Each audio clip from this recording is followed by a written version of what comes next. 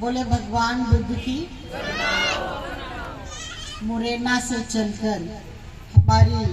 कृष्णा राही दीदी भोपाल में पधारी। भोपाल की महापौर होने के नाते मैं आपका स्वागत वंदन अभिनंदन करती हूँ। दिशा संगीत समिति के सभी बहनों को, सभी भाइयों को मैं बहुत शुभकामनाएं देती हूँ और धन्यवाद करती हूँ कि आपने ये आयोजन करके आपने जैसा कि जानकारी दी कि भगवान बुद्ध की कथा पहली बार भोपाल में आयोजित हो रही है। निश्चित ही भगवान बुद्ध के चरित्र को हम जनता तक पहुंचा सकें, इसके लिए समिति का बहुत हृदय से धन्यवाद, आभार। इस क्षेत्र के जुझारू पार्षद बहन ब्रजुला सचान जी और यहाँ उपस्थित हमारे सारे भाई और हमारी बहनें, मैं तो एक बात को मानती हूँ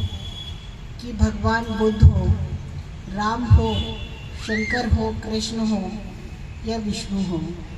कहीं न कहीं ईश्वर एक है। हम अनुयायी अलग अलग हो सकते हैं,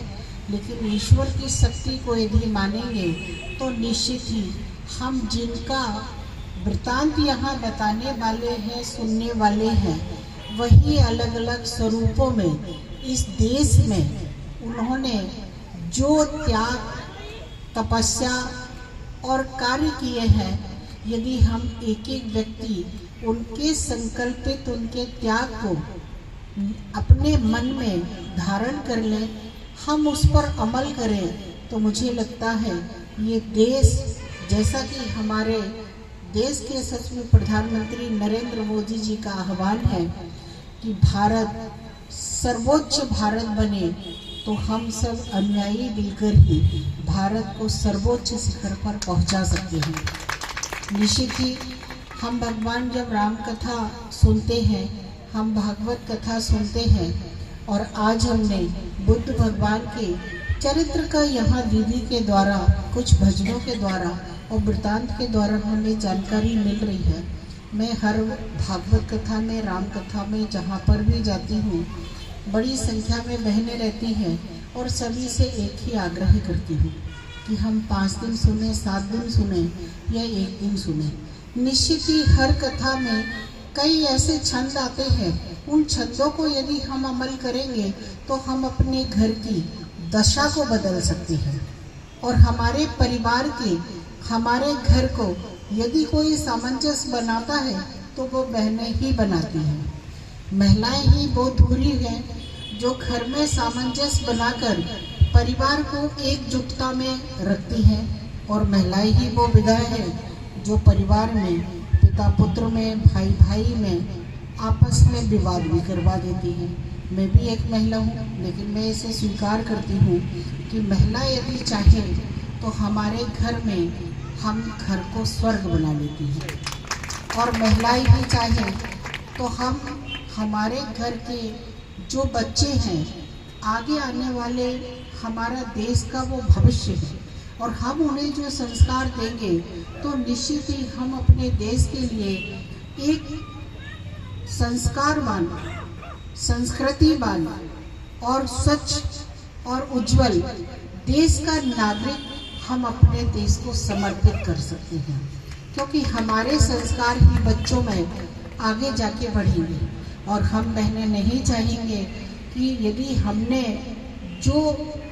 पेपर में पढ़ा है, किसी भी बहन बेटी के साथ जो कृत्य हो गया है, वो यहाँ उपस्थित कोई बहन, कोई भाई ये नहीं चाहता कि इस तरह का कृत्य भारत में होना चाहिए। लेकिन कहीं ना कहीं वो गाथा किस तरह से हो गई, क्योंकि हर परिवार ये चाहता है कि हमारा बच्चा किसी का मन ना दुखाए, हमारा बच्चा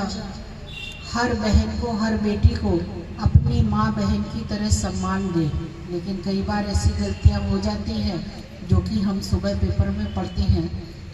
तो ऐसी गलतियाँ ना हो, ऐसी कमियाँ ना हो, इस तरह का हमारी बहन बेटियों पर कृत्य ना हो, उसके लिए कहीं न कहीं हम सबको जिम्मेदारी निभाना चाहिए। हम अपने घर में ही नहीं, हमारे को लगता है कि कहीं कोई गलत बच्चे और बच्ची में संस्कार पैदा हो रहे हैं, तो हमें एक भारत का नागरिक होने के कारण, भारत का नागरिक होने के साथ उन गलत कुरीतियों को, गलत रीतियों को, गलत धारणाओं को बदलने में सहयोग करना चाहिए। कई बार ऐसी स्थिति बनती है कि सही बात को भी हम किसी परिवार में यदि बताते हैं तो परिवार वाले उस बात को नहीं मानते और वो एक ही बात कहते हैं कि आप हमारे बच्चों की गलती बता रहे हैं, जबकि हमारे बच्चों की गलती नहीं है। लेकिन मैं एक बात मानती हूँ कि यदि कोई गलती बता रहा है, निश्चित ही हमें अपने परिवार पर, हमें अपने बच्चों पर पूरी तरह से भरोसा रखना चाहिए। लेकिन यदि कोई दूसरा हमारे बच्चों की गलती बता रहा है तो हमें उसको चेक जरूर करना चाहिए कि हो सकता इनको गलतफहमी हो गई है कि हमारा बच्चा ही कहीं न कहीं कोई गलती कर रहा है। और एक बात कहते हैं कि यदि कहावत है, जितना हमको यदि अच्छा बनना है तो वो जो कहते हैं, पाठक कबीरदास जी ने लिखा है, निंदक मेरे राखिए। जब हमारी गलती कोई बताता है तब हम गलती को देख पाते हैं, अन्यथा हम अपनी गलती को नहीं देख पाते।